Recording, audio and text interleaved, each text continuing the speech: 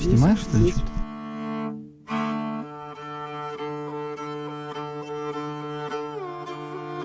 Мышка в норке, паучок на паутинке, шишка на елке. Мы находимся на Мультинских озерах. Вам холодно спать? Да. Мне тоже. Никаких девчат, славно, не будет вообще.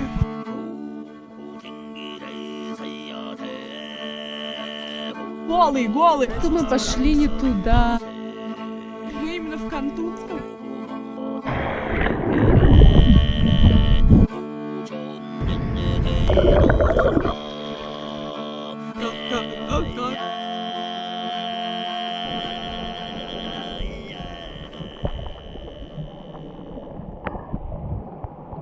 Это Маша в походе, 20-й выпуск. И я доехала до Алтая. Горы, озера. Все это будет здесь, в этом выпуске. Самые красивые, топовые места Алтая, которые точно нужно посетить, если вы сюда поедете. Мы находимся в Усть-Коксе.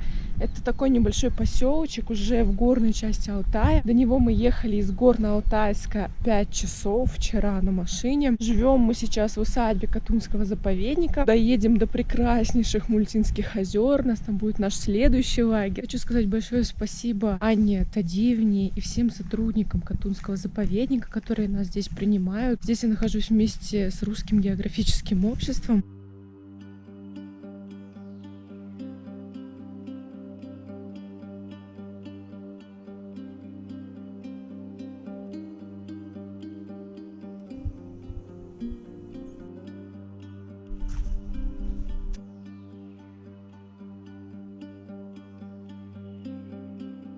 Привет!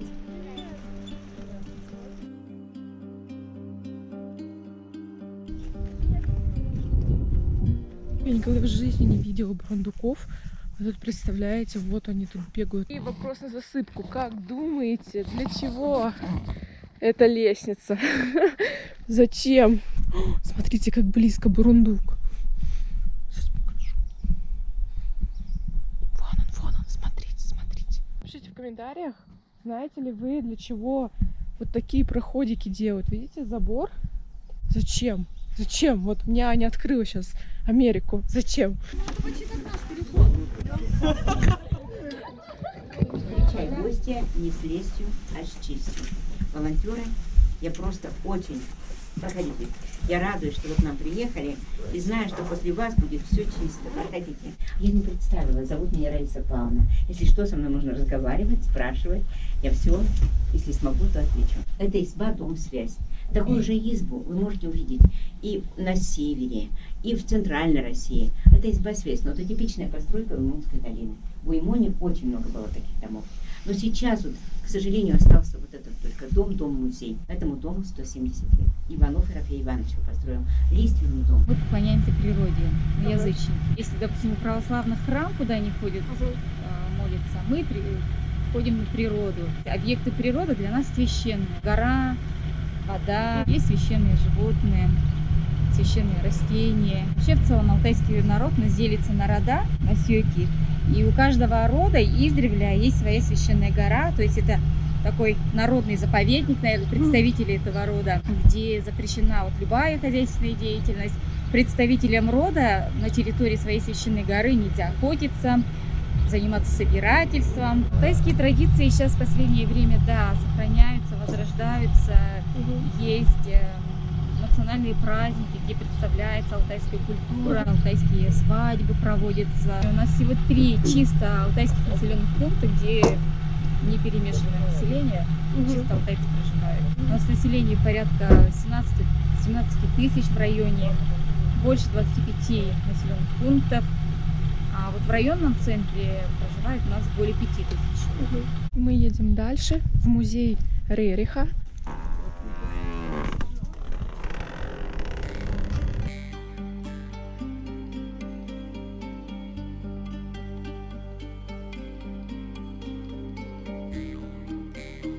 Это наш русский художник, философ, путешественник, археолог, который совершил огромное количество экспедиций по азиатской части России. Также он посещал Монголию, Китай, Непал. В 1935 году, если я не ошибаюсь, благодаря Рериху был установлен договор о сохранности, об охране и защите художественных, исторических достижений, культурных объектов, даже да, школ, все правильно. университетов.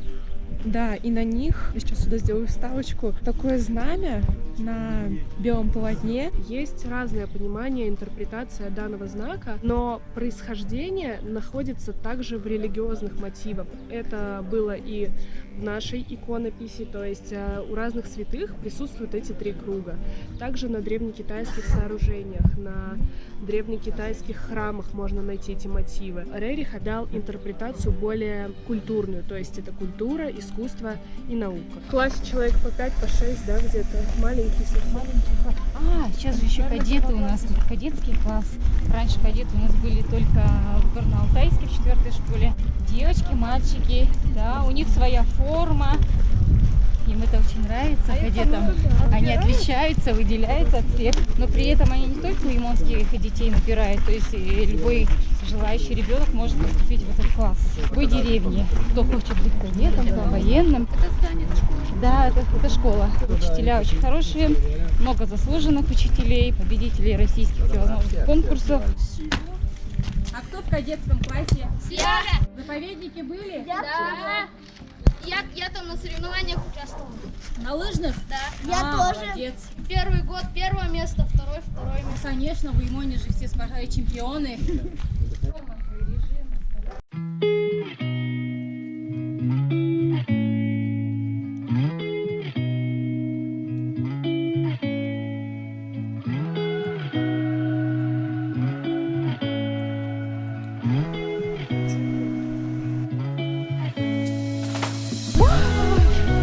Скользкая! Скользкая? Ратуй. Нет, она, кстати, теплая. Не знаю, но мы будем.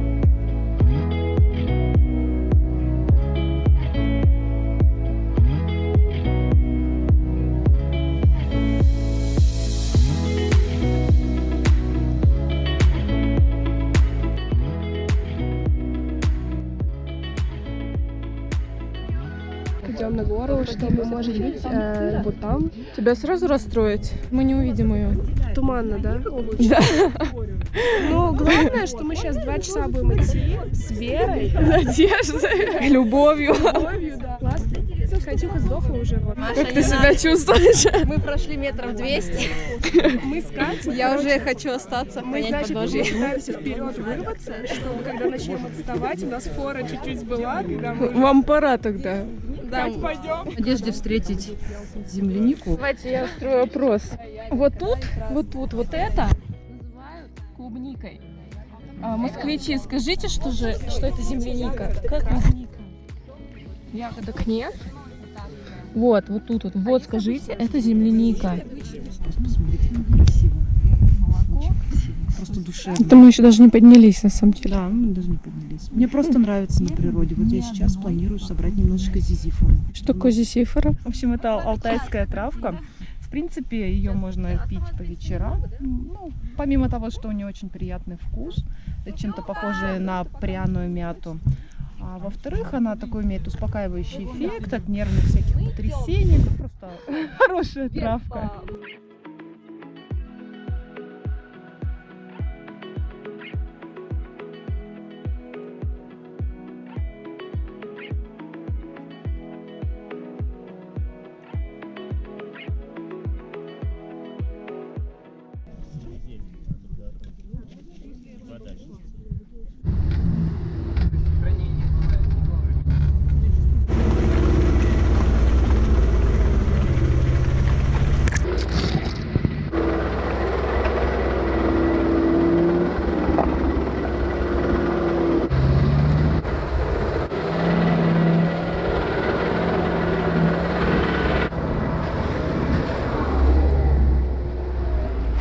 Сегодня мы добираемся до Мультинских озер. Вот на такой машинке повышенной проходимости. Называется она Шишига. Сейчас у нас еще небольшой пеший переход, потом переправа на лодке. Это Нижнее Мультинское озеро.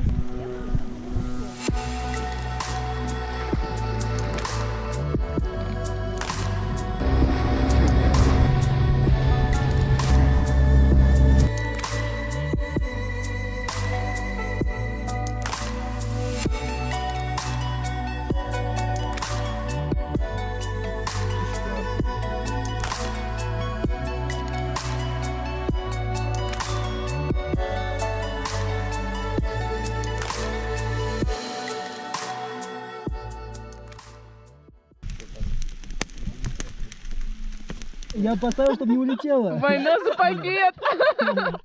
Ты чё? Мария, я уже без сил, конечно. Вы взяли с собой надувной матрас в поход с насосом? Да, едет со мной из Москвы. Смотри, я буду очень стильно сидеть и надувать. Типа это не сложно, у меня рука сейчас не отцапнет. Ну, пока в наших апартаментах вот есть один спальник, посуда, потому что будем постоянно есть.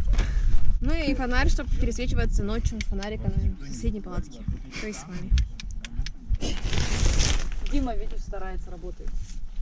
Дим, что делаешь? Я палатку собираю, классно, вот потрудился, собрал сам все. Классный опыт, надеюсь, не замерзну сегодня. Почти край озера, то есть там уже дальше Верхнемультинская. Туда мы тоже сходим, водопад Поперечное, озеро Поперечное, это все будет дальше в ролике. Ребята готовят ужин, ну мы тоже на самом деле. Мы отвечаем за посудомойку. Мы помыли Это каму. самая важная часть, самая ответственная, дают самым интеллектуальным. А вот здесь у нас баня.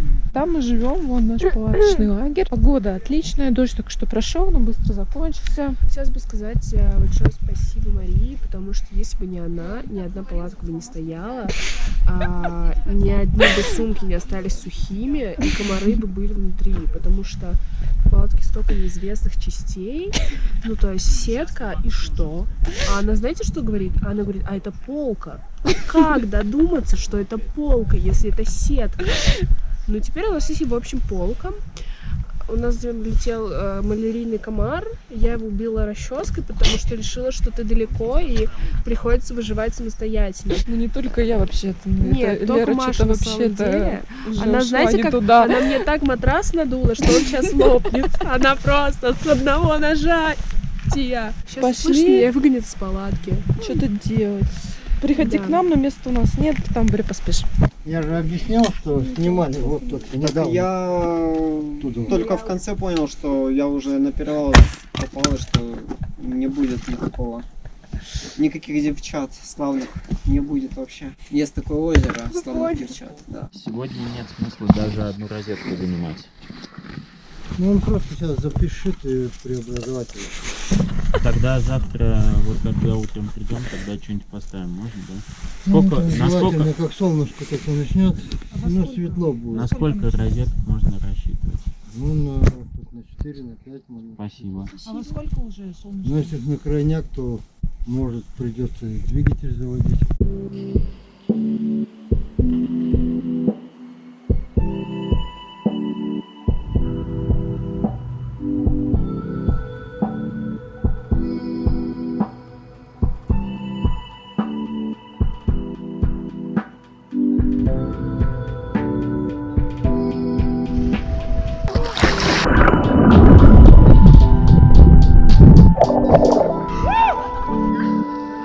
Сумасшедшие. Быстрее, давай на GoPro, давай.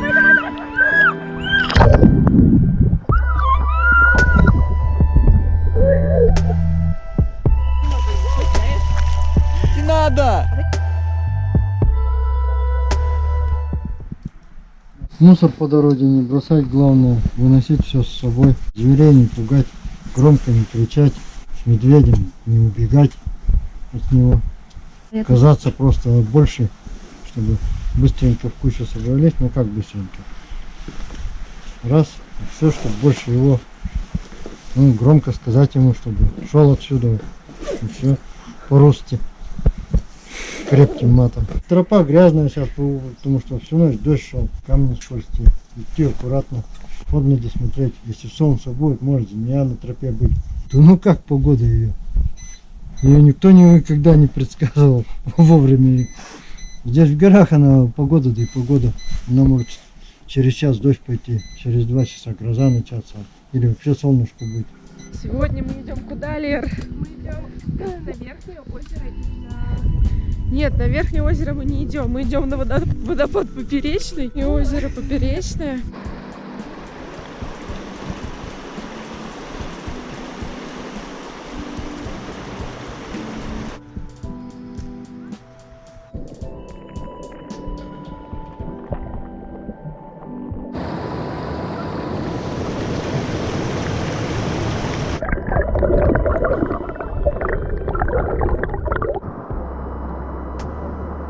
Еще 3 километра пути, 200 метров набора высоты.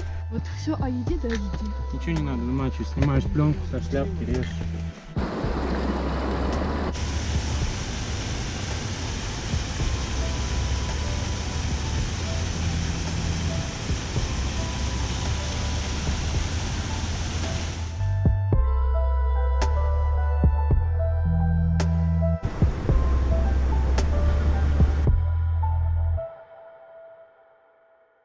Мы дошли до озера Поперечного, высота 1800 метров над уровнем моря. Какое солнце, когда освещает, вода просто бирюзовая, невероятно. Сидим. Девочки обманывают. Тут же... Смотрите, видите, как одет? Очень жарко. По дискотеке. Мы шли сюда 4,5 часа. До первого привала мы шли 3 часа. Стоит отметить, что мы на самом деле много снимали, останавливались для съемки, шли не так уж быстро. Поэтому мы так долго шли. Сюда можно пройти гораздо быстрее. Время шли вдоль рек, вдоль заводей, болот. И из-за того, что вчера разбила дорогу Ты ливнем. знаешь, я думаю, что просто надо показать нашу обувь. И мои носки.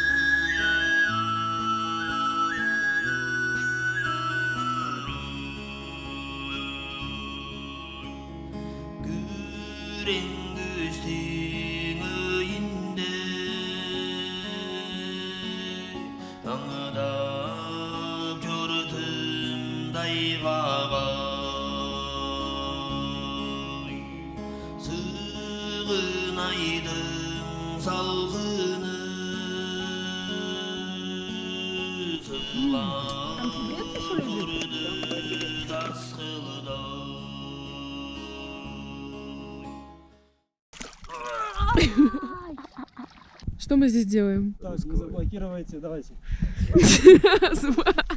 Сняла репортаж. Помочь заповеднику, сделать качественный контент, видео, фото, какие-то художественные иллюстрации. Сейчас мы занимаемся помощью инспекторам, заготовкой дров, в том числе заготавливаем дрова себе для того, чтобы сегодня вечером разжечь баню. Мы сейчас пришли на камни, где бегают пищухи. Это такие зверьки, похожие на хомячков. Почему я говорю шепотом? Чтобы не спугнуть их, и чтобы они пришли к нам. Да, сядь, тихо.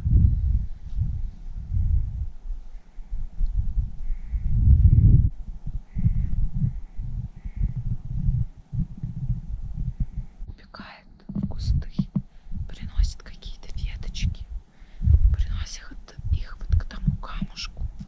Есть подозрение, что там может быть что-то типа гнезда, не знаю. Потому что мы это уже второй раз видим. У нас сейчас опять пронесла листик, там даже цветочек был. Положила и опять убежала. Вот. Мы, конечно, не будем подходить и близко снимать, то мало ли там правда их гнездо.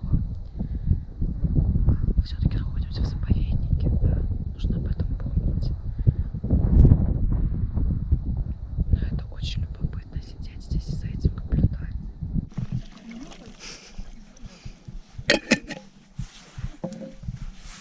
Саша, у тебя еще огурцы там, дорезаешь, да? Не знаю, за что Ксюша нас так любит. Не знаю. Я никогда не ел оливье, чтобы там была копченая колбасенка. Пошел когда-нибудь оливье? Да? Ты оливье где ел? Это вообще... Не в России? Ну, это совсем другое. Да, конечно. Особенно, когда в полевых условиях в 3 раза вкуснее. Для всех, кто собирается на Мальтинские озера, говорю, что здесь нет связи. Вот так связываемся. Андрей, прием. Ты где? Чё? Не работает. Андрей, привет. Привет, Никит. Почему Никит? Как твои дела? Ты, Артур. На камнях почти. Как обстановка? В норке или мышка? Мышка в норке, паучок на паутинке, шишка на елке. Сосна. Скоро у нас тут освободится духовка, как слышно, прием. Про духовку понял. Берем аксессуары и, наверное, через часик будем. Щука это пескарь, мышка в норке, мышка в норке. Как слышите? Я сейчас под кувшинкой, помалкивай. Идет видеосъемка.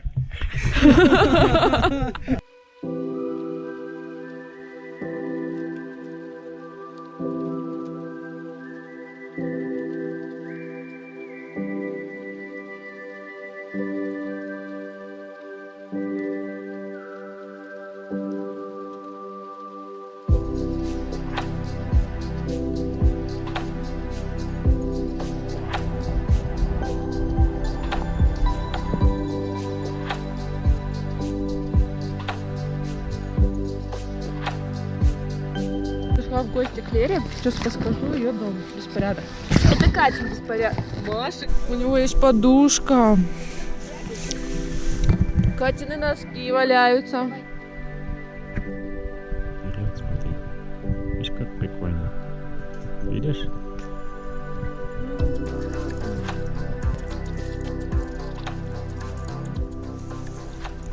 На самом деле, когда первый раз Леру увидела, я испугалась. Очень городская девочка, накрашенная, с причесочкой и с чемоданом.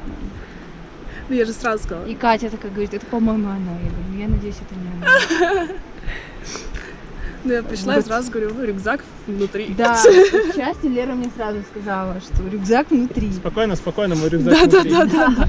Это было вместо привет просто. Потому что, наверное, мои глаза говорят о том, что все.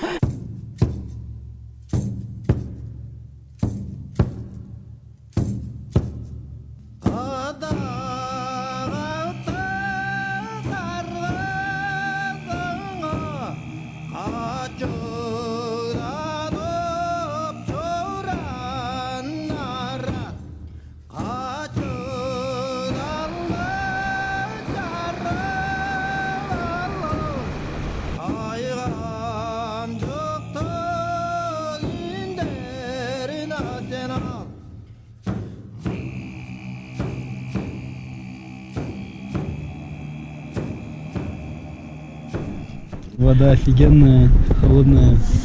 Здесь намного прохладнее, чем вот даже на Поперечном озере, а тем более на Среднем.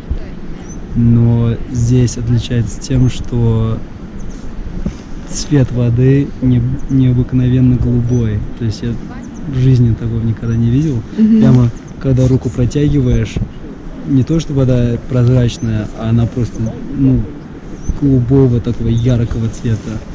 Смотрите, как красиво, да? Когда здесь выходит солнце, здесь вообще озеро становится полностью бирюзово-бирюзовое. Оно очень прозрачное. Думаю, что там виды с коптера это все. И по краям везде водопадики. Вот машин там тоже, водопадики со всех сторон. Это стоит того.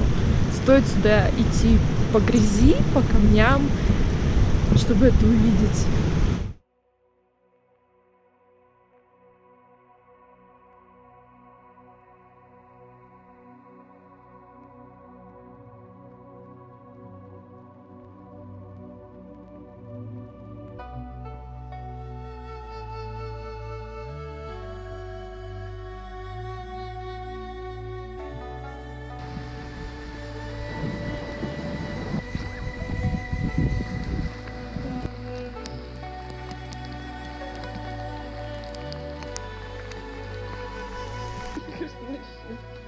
Я скатывалась с горки на коленках. Нет, на самом деле я так с лестницы только что так же. Я видела. Просто вот так. Да. Ты на жопу, я на колени. Я в ногу ставлю, она просто вот как на лыжи поехала. Потому что дерево мокрое. Да? И Маша полчаса стояла, думала, я не пойду за ней. Да, странно, как это меня. Знаешь ли ты, вдоль ночных дорог шла босиком, не жалея ног, сердце его теперь в твоих руках, не потеряй его и не сломай. Все мечты такие сладкие на вкус и цвет. Это так легко ли? Не волнуйся, я держу. Давай прогуляем школу. Обещаю, что я никому не расскажу. Давай полетаем, что ли? Облака сквозь шторы. Сегодня супер миссия. Нам нужно найти гитару. Мы вроде бы как узнали, что она есть на Нижнем Мультинском, а мы находимся сейчас на Среднем Мультинском. Если мы сможем договориться, то Артур за ней сходит. Катю нашли здесь, пока контакт не налажен. У нас смотрины сегодня. Гитара будет, Кать? Еще? Мы постараемся. Мы поработаем. Ладно, это все шутки, это ты вырежешь. Маша. Завершающий день на Мультинских озерах, и мы решили показать, как тут все устроено. Посмотрите, насколько комфортно жить на Мультинских озерах. Палаточный лагерь был, есть костровище, уже оборудовано с лавочками, большой стол под открытым небом. Прямо рядом с нами находится баня. Вон то здание. И здесь же есть умывальник. Места достаточно много. Умывальник нам тоже все принесли. Вот он рабочий. Напоминание, что можно, что нельзя. Вот здесь такая кладовка, где можно хранить продукты. Там под крышей, соответственно, находится тоже стол, лавочки. И сверху можно спать до 6 человек, там мест. Ну и, конечно же, здесь есть туалет. Около каждой стоянки вообще на протяжении нашего маршрута везде были туалеты. Нормальные домики такие деревенского типа, конечно же. Большое спасибо всем сотрудникам Катунского заповедника, волонтерам, которые это делали. Потому что здесь очень комфортно. Я была и в других условиях, да, когда ничего этого не было. Нужно было самим все делать, и лавочки, и костровища. Здесь уже все оборудовано и очень чисто, как вы видите. Пожалуйста, если вы сюда поедете, не оставляйте мусор, забирайте все с собой, не нужно ничего кидать в кусты. Давайте будем сохранять это место таким же прекрасным, какое оно есть сейчас. Поедет Никита и поедет.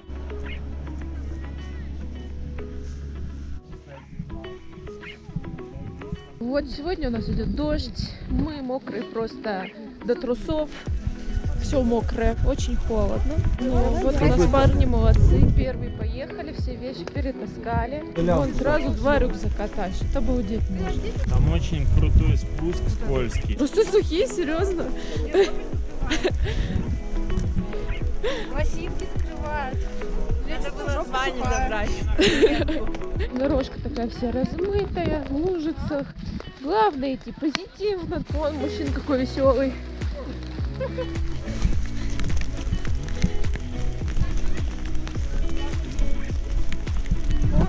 Молодцы люди, позитивно. Так что куда вы поедете? На Алтай? Я с GoPro разговариваю, если что. Не забудьте, что здесь может быть дождь и очень-очень холодно, тем более ночью. И нужен теплый спальник, термобелье, конечно же, для сна. Лучше на минус. Все забыли, ничего не взяли. Отлично. Давай мне тогда этот аппарат.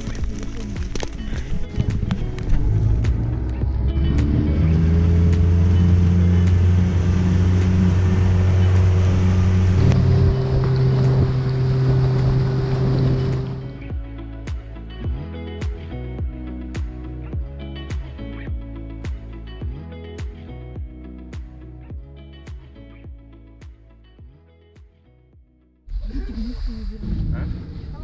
4 часа дороги, а может быть и 5, мы не знаем. На картонах. А меня не вытаскивает. Смотрите, вон там женщины. Прими, Диман, прими сюда, поставь. Да это не поможет, передавит вас всех, и чё?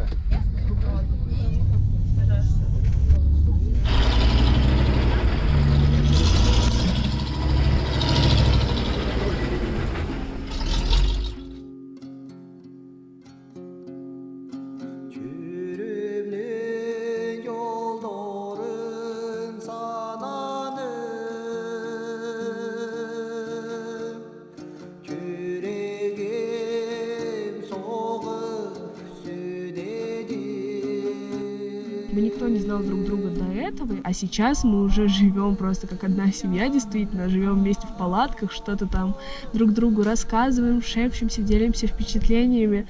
Это правда очень классно. И когда тут даже какая-нибудь хмурая погода, дождь и холод, нам никогда не бывает скучно, всегда есть что делать, всегда есть о чем поболтать и даже провести какие-то лекции, которые у нас были уже не один раз, когда просто каждый из нас делится своим опытом, и волонтерским, и медиа опытом, и опытом путешествий. И это очень классно, когда все готовы общаться, все готовы делиться чем-то. Поэтому это просто непередаваемые впечатления. Получилось какое-то такое естественное сплочение. У нас ребята между собой уже сразу понимают, кто какой кадр снимает. Ребята, которые снимают на дроны, понимают, где какие ракурсы, кто что может снять. У нас здесь и фотографы, и видеографы, и пишущие журналисты, и корреспонденты, профессионалы. Интернет словили! Уже спустились обратно в Усть-Коксу. Обязательно приезжайте на Алтай. Понаблюдайте за бурундуками, за пищухами, норками, ласками.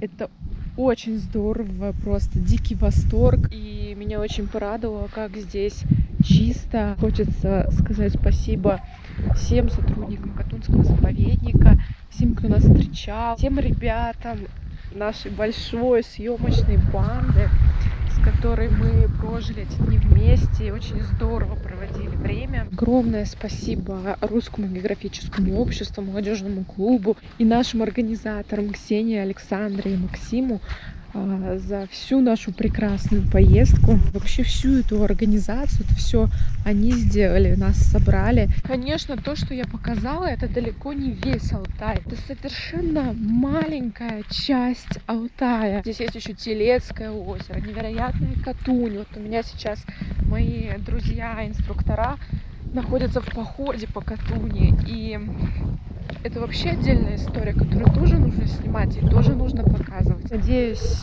этот ролик впечатлил вас. И, может быть, вы чуть больше еще захотели попутешествовать по России, посмотреть Алтай.